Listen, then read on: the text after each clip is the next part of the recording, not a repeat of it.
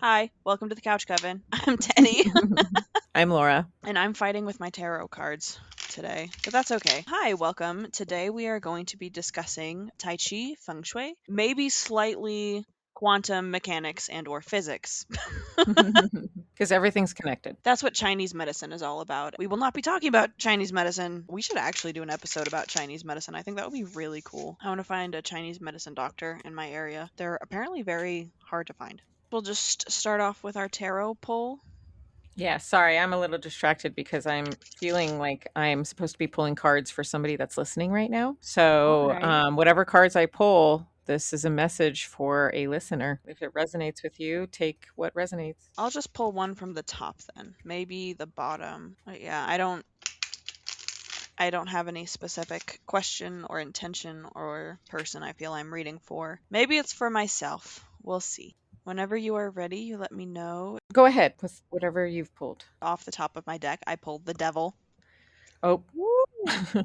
I have no idea if that is going to be anything that goes with your reading. It can be entrapping yourself, it can be about empowerment, and I see the devil as a contradiction, wanting to be engaging with basal desires and also feeling trapped by them, contradictions in your body and your soul. The word that stands out to me a lot is lust. Physically, mentally, or spiritually for either suffering or freedom, liberation, and not knowing what direction to take from that. The devil is a card where I usually need clarifying cards because it can be so vague in a sense. It just sort of gives off duality, personally, in my opinion. What do you have? What do you have for our listener? cards spit out 5 cards at me, but I think it's a pretty clear message here. Started with the Hermit, and then we went to the Eight of Pentacles, Mhm. then the Ace of Pentacles, and then the Ten of Wands, and then the Nine of Pentacles.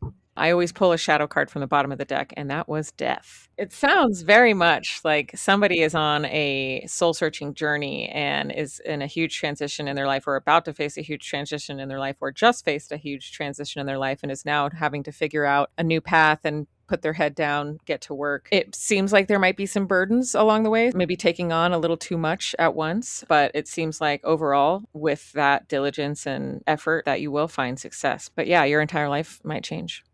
Congratulations. Congratulations. I don't know, maybe timeline jumped.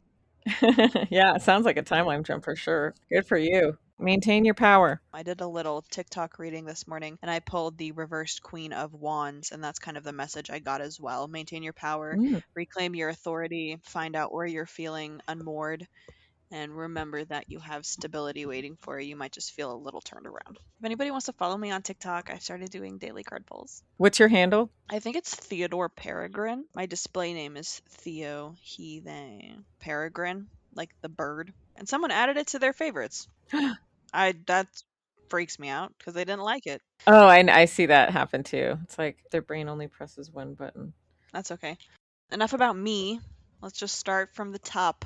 Tai Chi. Tai Chi is a part of Chinese medicine, is a form of martial arts, a form of meditation. It's a philosophy, and of course, it's also a form of exercise because you are moving your body. I took a $10 class at my local botanical gardens a couple summers ago where we did Tai Chi, Cool. and it both encouraged me and kind of put me off because I felt it was difficult to follow. I also felt like the instructor was frustrated the entire time that we weren't like getting it, and I was like, I don't understand what you're like. I'm trying to mirror image you, and you're telling me to, like, I'm trying to close my eyes and concentrate, but also at the same time, like, we're floating around the space and we're moving, but I also don't know how to move, and you keep telling us, hold the ball, you're holding a big ball. I'm like, I don't understand. Suffice to say, I actually found a video, a beginner Tai Chi flow. The actual routine is maybe 5 minutes. There's a couple minutes of the instructor explaining the basic principles of energy flow and the 4 different ways we move the energy around us during the exercise. I've done it several times. It's very simple, it's easy to follow, it feels very accessible, it's low impact. It highlights my balance where my body needs to work, and then it is very meditative. Like sometimes I sit down and I'm just like, damn, I really want to do that Tai Chi video. Chi itself is, there's a lot of different ways to spell Chi. Pretty much every Eastern religion, there is some form of Chi because it is the life force in us. It is the life force of the universe. It is the life force of us. Pretty much any Eastern religion that you look at. Specifically, Tai Chi is Chinese. There's also different forms of it in Japanese. They call it Ki instead of Chi. Anyway, there's a lot of different spellings, a lot of different pronunciations depending on what language or culture you're looking at. Qi energy is a Chinese medical and spiritual concept describing the force or current circulation through and between all living things. Thought to be electromagnetic in nature, Qi promotes wellness by balancing the organs, circulatory system, and transportation of nutrients to areas of deficiencies. Chinese medicine incorporates emotions and physical ailments in tandem with each other. So it's all about balance. It's all about either drawing out, adding to. It's all about the energy surrounding us, which is really cool. And I find it helps me be a lot more present in the moment when I am doing a exercise sequence. Tai Chi can be practiced sitting or standing. The flexibility of this practice allows people of all ages, health levels, and needs to engage with healthy habits. It's very accessible. It focuses on breathing techniques like diaphragmatic breathing in addition to the physical movements. It can improve mental health. It's very low impact. It's accessible. It encourages being present in the moment and releasing happy chemicals when exercising. Mental illnesses like depression create emotional imbalance. I do want to say all mental illnesses are not simply the result of lack of exercise or movement. The art of Tai Chi is a tool to help regulate imbalances through movement and philosophy. Chinese medicine incorporates a person's entire being, energy, physical, mental, spiritual, to help with these imbalances. Sometimes Western medicine is necessary. Like I've been on prescription medication for my mental health, and there are a lot of other factors that go into this. So while it can be an incredibly helpful tool, I'm not saying it will fix anything or that you just need to engage in it in order to completely heal and fix yourself. I'm very aware it's not a cure. However, if you want to try Tai Chi and try to convince yourself that it will cure you and see if the placebo effect works, let us know. Mindset is one of the biggest things. I don't have any statistics right now in front of me. Go ahead, try it. I like it.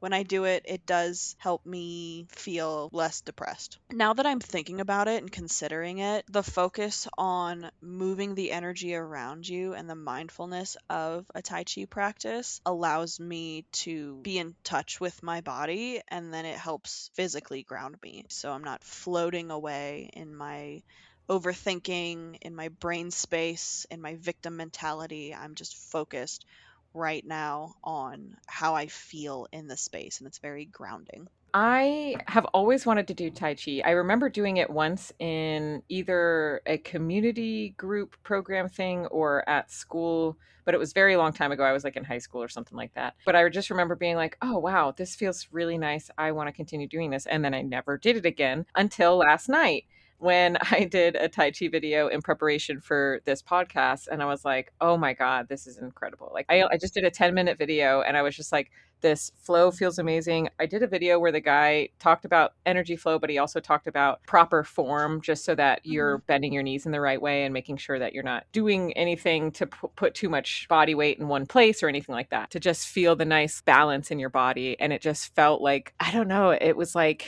yogic dancing. It just felt so beautiful to my body and my soul. So I am actually, when we get off of this podcast, when we're done recording today, I am going to go to the park and do Tai Chi in the sun. And I wanted to also add something unrelated to Tai Chi, but something that I think is a really good meditative practice to do that's a breathing exercise, is one that I have done recently, is the Wim Hof exercise. Do you know of that one? I do know of the Wim Hof. I have heard multiple different perspectives on whether or not, Really? whether or not it's beneficial. Have you done it? I have not done it. I have not done it because from what I know of it, it's basically making yourself hyperventilate, and I don't need Oh, that in my life. interesting. I don't know if I'm thinking of a different breathing method or I have misunderstood it. You're consistently breathing, but it's certainly not. I wouldn't call it hyperventilating. Maybe Okay. maybe medically it would be considered like if you're, I don't know, it feels like just very consistent breath. It doesn't feel like hyperventilating at all to me.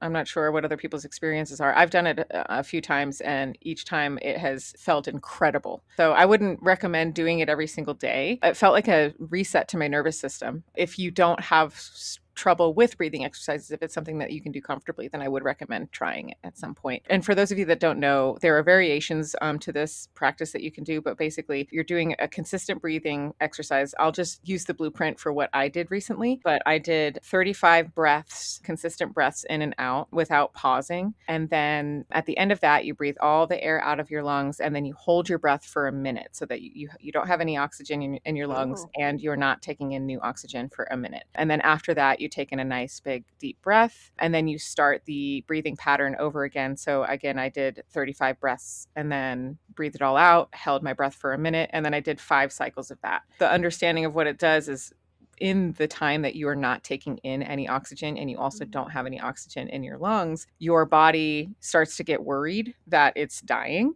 and can release euphoric chemicals in your brain like DMT and things like that. Oh. And it can be very somatic. I will say that after the Wim Hof, I probably had like 24 to 48 hour period where I was like crying on and off. Oh, wow. Because it was such a somatic experience for me. I don't know if that happens for everybody, but it was like that for me. And it was so relieving. If you can comfortably do a breathing exercise like that, then I would absolutely give it a try. Oh, I'm just on the website now. I can put his official website link in the sources for everybody. Yeah, actually, a friend and I did the Wim Hof together on 420, which happens to be Wim Hof's birthday. Oh, man. And we were like, wow, what are the odds? He was born on 420. Oh, yeah, I also forgot to say this. This is going out probably like 2 weeks after it ends, but happy Lesbian Visibility Week. That also started on 420. I wanted to say that at the beginning, but I forgot. I have been so pleased and tickled and by all of the wonderful lesbians on TikTok, and I love all of you. Oh my gosh. After you told me the Pearl closed, I started seeing videos about people being like, hey, the Pearl's closed, and like, here's what's going on about it, or like, and things like, and I didn't realize that it was so, like, there's so much drama behind it all. It's so messy. Happy Lesbian Visibility Week to everybody. Woohoo. Woo! Go be gay. Go be gay. Go kiss some people. Go get rejected by a girl. It's all gay and it's all it's all great. Every time I see one of those TikToks where it's like wishing you a very like lesbian experience or like something very lesbian is going to happen to you soon, I always think, is this a good experience or a bad experience? But rejection therapy is nice. I mean, it's not nice, but it is helpful. Sometimes the adrenaline feels good. I'm not an adrenaline junkie by jumping off of things and almost hurting myself. I'm an adrenaline junkie for getting rejected. It's the other way around for me. Ooh, people, no thanks. That cliff over there. I'll take a look. Anyway, where were we? Talking about Tai Chi, Wim Hof, breathing, somatics. Do you want to go into the feng shui of it all, or do you have anything else to add about Tai Chi? Feng Shui? Yes, I would love to. Let's hop on into Feng Shui. I overheard somewhere that people in the UK don't like when Americans use British accents in nervous social situations and stuff. But I'm just here to inform anybody that might have a British accent and is listening. I'm not stopping. I'm sorry. I can't control it. Sometimes it's a Southern accent if it makes you feel any better. Here's the thing. They don't have any room to judge because I have learned that apparently after they wash their dishes, they don't rinse the soap off. I'm sorry, what? How does that make any sense? I don't know. They also call it Chinese beans and French fries. They don't use spices. Honestly, the relationship that I have witnessed just secondhand with British people and food seems very much like figuring out what your autistic child is going to eat when they're a toddler.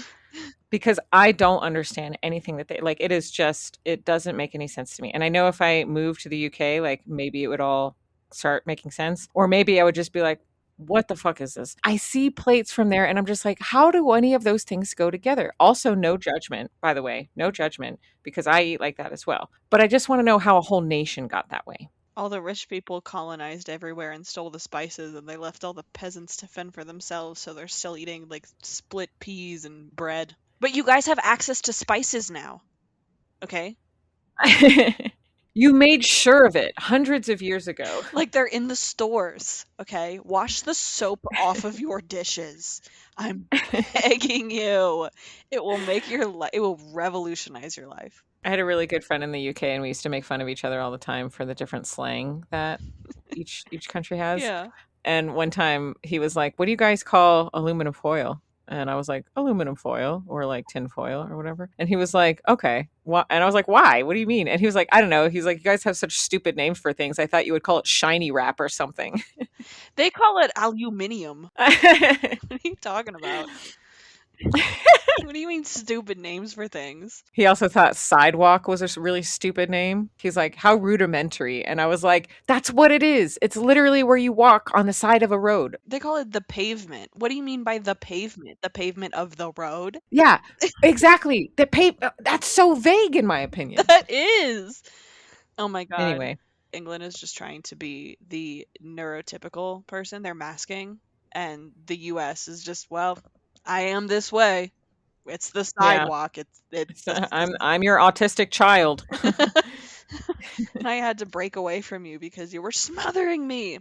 Oh my god, it's like my mom. It's like the UK is my grandmother and the United States is my mom. It's like she broke away to be her own person, but then did a whole bunch of atrocious shit instead of healing. And then are you Canada? That's what the US did. I used to think that I was adopted, and I was like, maybe I was acquired like an island, like Hawaii. I used to think that, you know what, but that's also a symptom of.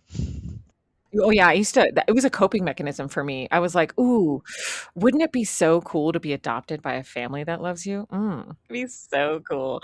And then it was like, "Oh, wouldn't it be cool if this wasn't my biological family and I was actually adopted?" But then it was not cool to think that I was chosen by those people. You know what I mean? Oh man, that never crossed my mind.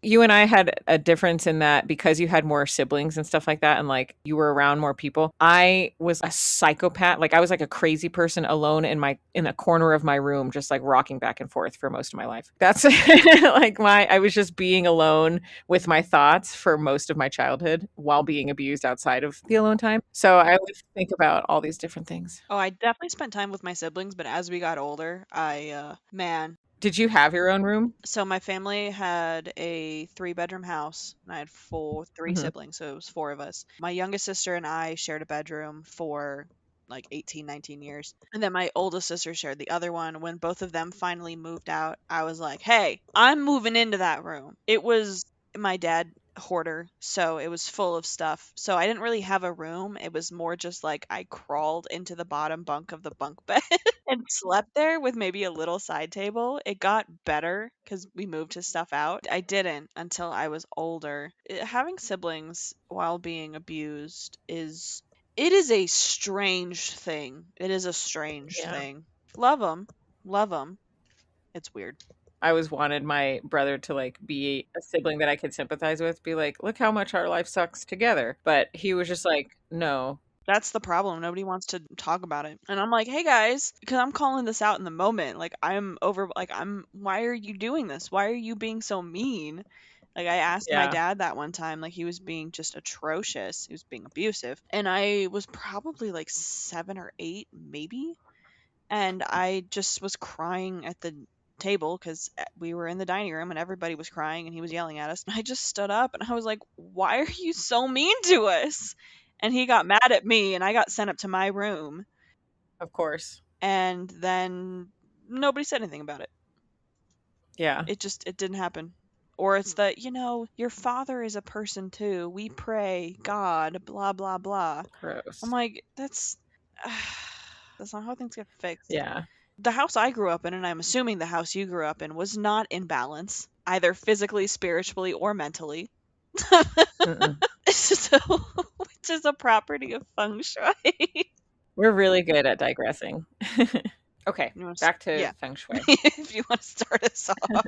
So feng shui is a physical changing of belongings to balance energy flow throughout a space. Comes from similar teachings about qi involved in tai chi. The intention is to balance yin and yang energy Water, earth, fire, air, and metal have energetic properties and meanings that influence the flow of qi in a space and provides a practical and tangible way to balance our inner and outer environments. Quantum physics is also involved. We do not know the science. Quantum physics also describes how our states of being exist because we believe that they are true. The first thing you learn about quantum physics is particles react differently, like they act differently under observation. If you're conscious of it, somehow it's different, and it's like we believing in our existence changes our state of existence. The person I am in this moment is the person I am because I have spoken this person into existence. Feng Shui is sometimes called Chinese geomancy. It is a traditional geomancy originating in ancient China. Feng Shui literally means wind water or fluid. And in ancient times, it was believed bodies of water and landscapes directed the universal flow of qi. Ooh. The Bagua map is a tool used in Feng Shui that divides your home into 9 energetic areas, each linked to different aspects of life: wealth, love, career, health, and other things. By applying specific colors, objects, and intentions to these areas, you can enhance their energy. We have the maps sort of here. Are we going to have that linked? Yeah, it's in the article written by Sophia Amanda, and it's from the International Feng Shui School.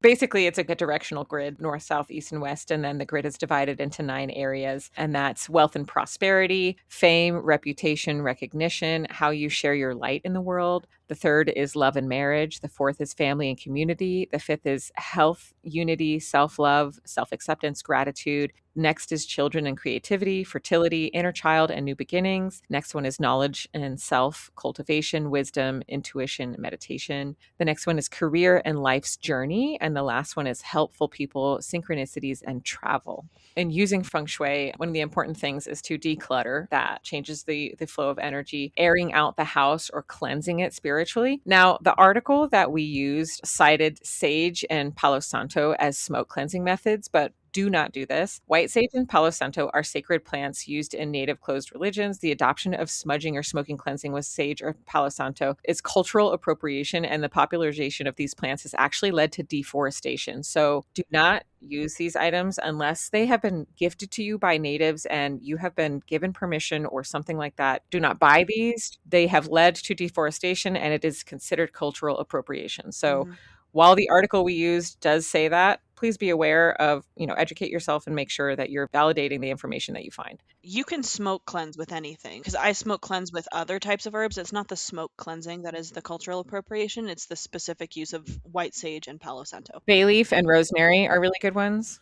I like to use dried rose, like rose hips or rose petals. I really like that. You can look up what native plants are in your area that are good for cleansing if you want to be more specific about it. Intention, it's all about intention. But the most important thing is not purchasing these items, especially from just random online sources and things like that. That's what has led to deforestation. Another thing within Feng Shui is physically cleaning the space, obviously. And then, of course, using the Bagua map intentionally to create spaces focused on the energy represented by each cardinal direction. That is most of what we have on Feng Shui. Do you want to hop into the little bit we've got about the quantum physics side of it? Quantum physics, mechanics, and spirituality. This was from a very long article. Very long. Like, I didn't even get the whole thing of it because they went into a lot of different, it was just like a couple paragraphs each, but a lot of different, like, spirituality, wormholes, timelines. It was really interesting. It was Cool. really cool. Yeah. So it was from quantumexplainer.com. What I put down here was perception. The quantum physics and mechanics boiled down is just perception of reality, really. Like you said earlier, particles act different when they are observed. Quantum healing recognizes that everything in the universe is made up of energy, including our bodies. By tapping into the quantum energy field, practitioners aim to initiate healing process at a fundamental level beyond what is observable by conventional medicine. That's what Chinese medicine is about as well. Eastern medicine or Vedic medicine is very holistic, and it takes into account the energy and the life force. This article also talked about sound healing in regard to quantum physics and mechanics, how sound is energy and how the vibrations affect our energy, because that's also something that you can engage with in feng shui. Different sound. The article about cleansing listed sound cleansing as another option. So bells, sound bowls, clapping, they affect your energy field and the energy of the space. That's all my notes. Just so everybody knows, Teddy did like 95% of the research for this episode. So thank you, Teddy. I was glad to do it. It was really fun. I also got this book from the library called Tai Chi for Depression. It's a little guide. It actually has a 10-week plan, all the different forms and how to do the movements, but it also talks about the Chinese medicine approach to depression and the different philosophies, and it talks about how Western medicine and Eastern medicine create a full cycle, so we can use both of them in order to reach our full potential. It's very soft when it comes to mental health and depression. It's not laying blame. It's not talking about how, oh, the science says this, the science says that in cold clinical terms. It's very, this is an imbalance. This is the way that you exist right now, and that's okay, but things can change if you want them to, and everything passes. The state you are in now is not your permanent state.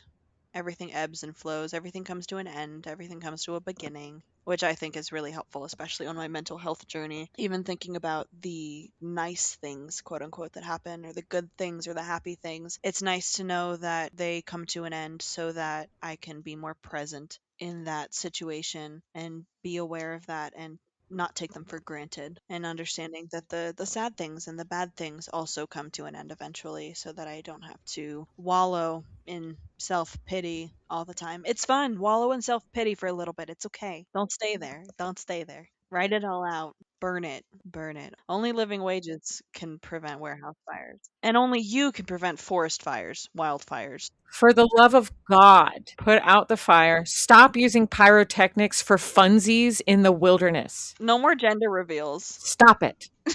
Please.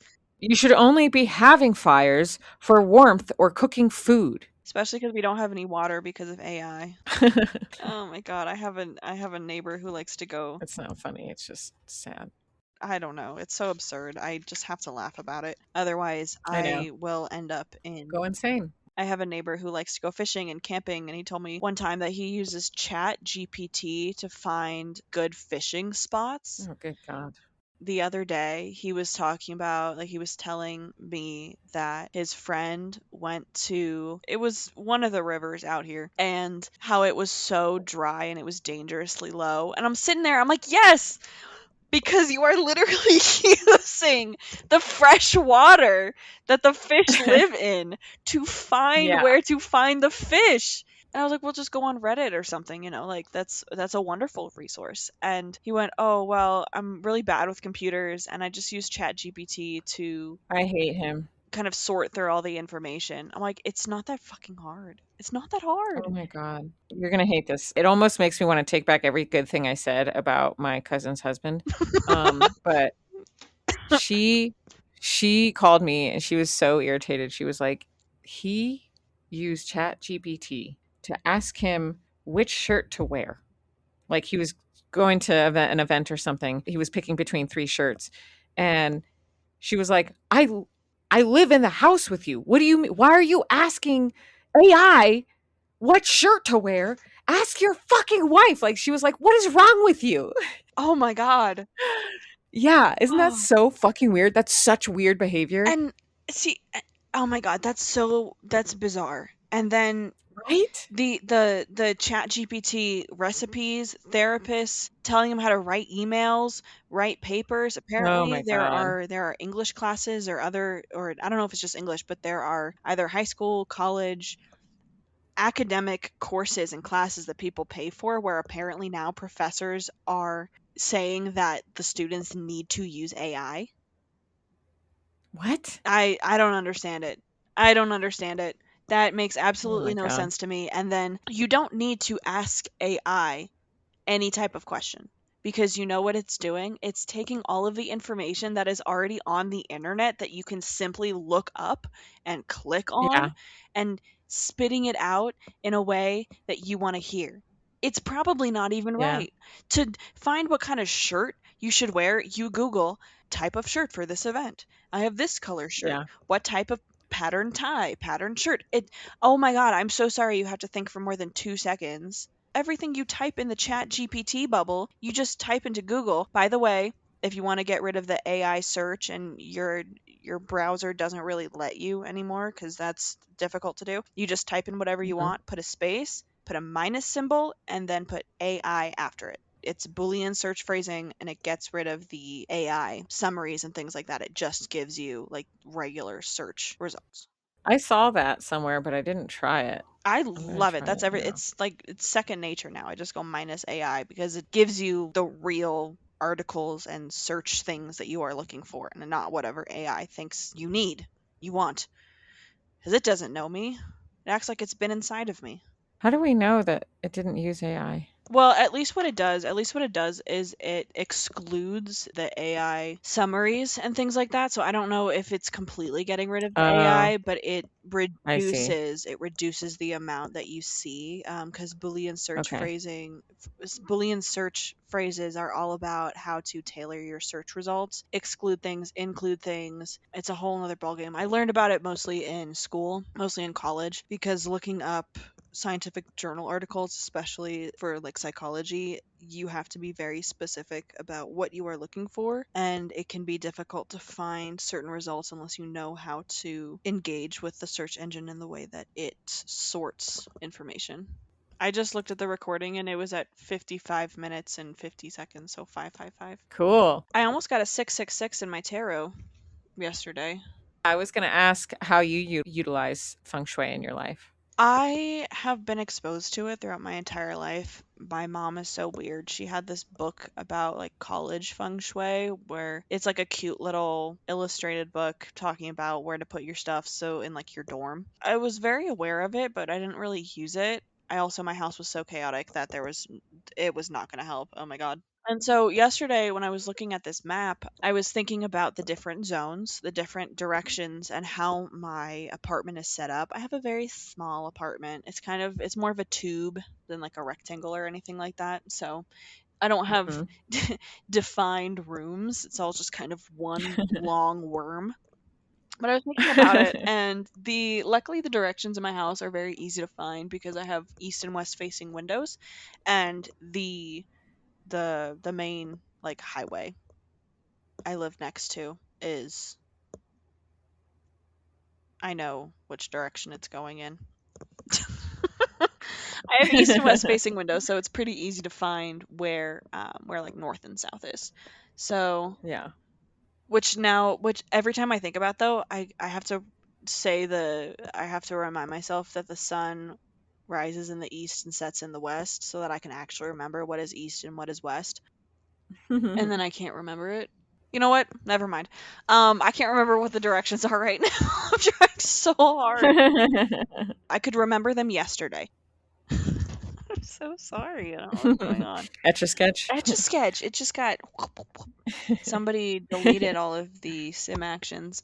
Map disregarded, I have decided to make a big change in my life, which includes changing my living arrangements, which means that I have Yes. to clean out. I have also been having multiple dreams, like multiple dreams in a row, about having to clean up and get all my stuff together in like an hour and feeling like I'm wading through molasses and not having enough time, not knowing where all my stuff is. Very stressful having to be like, you need to pack up and go. I figured I'd actually listen to that. And so I wrote a list of stuff that I wanted to keep and stuff I wanted to throw away. And everything that I didn't write down is getting either donated or tossed, but it's not getting kept if it's not on my keep list. And I'm just slowly going through my home, and already it feels better. Just by the decluttering, whether or not I was going to move or not, it just feels better because of the decluttering, and it's something that really like bogs my brain down, and it's something that stresses me out, especially because I grew up with a hoarder and I don't want to become that myself. At this point my level is pack rat. I'm just staring at like the giant pile of clothes and jackets and shoes on my little dining room table. And it feels good. It feels lighter because I'm looking at things going, I have held on to this for no reason because of guilt. obligation, etc. And it's all there and it's going to get boxed up. The clothes are going to probably go to like a homeless or a women's shelter. I don't want to donate them to the thrift store because then they'll sell my cropped tie-dye shirt for $12. I was walking through there. I was walk through the thrift store next to my house to just look at the jeans because I need a new pair of jeans. $15. The cheapest one I found was $13. What? Yes. I might as well just spend the extra 15 and get a brand new pair. It doesn't make any sense to me. When I was a kid, I could walk into the thrift store with like $20 and basically get a whole new wardrobe, at least 2 or 3 different outfits. Feng shui in my life, moving energy. It's all about moving energy for me right now, creating a more harmonious home. I don't purposefully try to use it to set up my house. I just sort of go with the flow of how I feel in the space. I also feel like I'm relatively in tune with the energy around me and the earth's energy and the universe energy. What about you? Do you have a personal experience with energy or setting up your home or feng shui or anything? As a kid, I just like inherently knew moving things around in your room changes the energy of things, changes how things feel. And so I was constantly doing that as a kid, just like I gotta rearrange my room in here. I gotta change the energy in here. It's 1:30 in the morning. Yeah, genuinely. And my mom wakes up the next day and she's like, "What the hell did you do last night?" Because I had really bad insomnia as a kid. So, like, the rule was, like, I was not allowed to leave my room once I was put to bed. So my mom was like, "If you're going to be awake, I'll just stay in your room. I don't care what you do.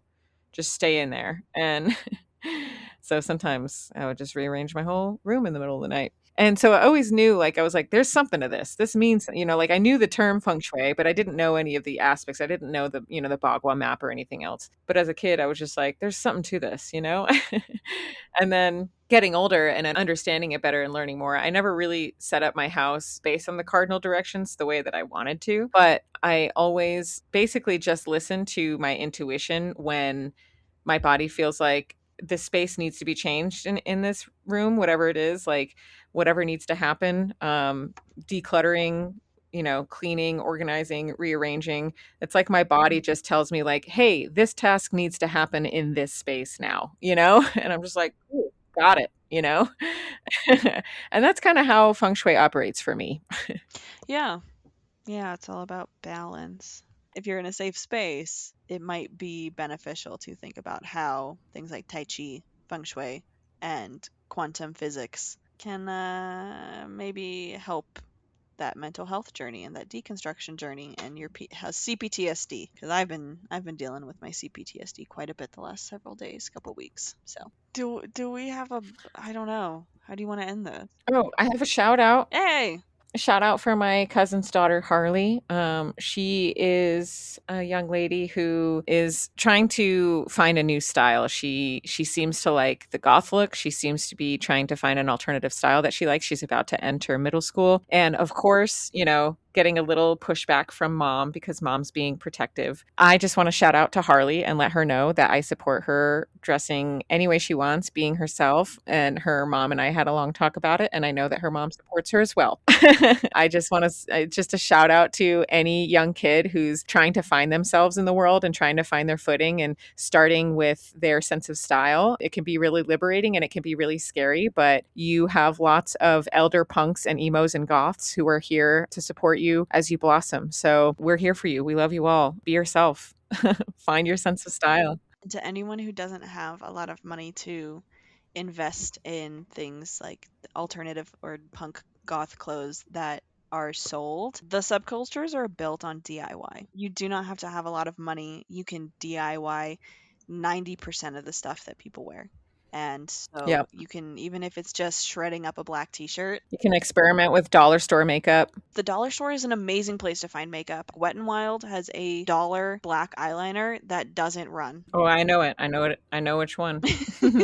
There's a lot of different avenues, but we love you and we support you. Yeah, shout out to Harley. You're really cool for wanting to do that.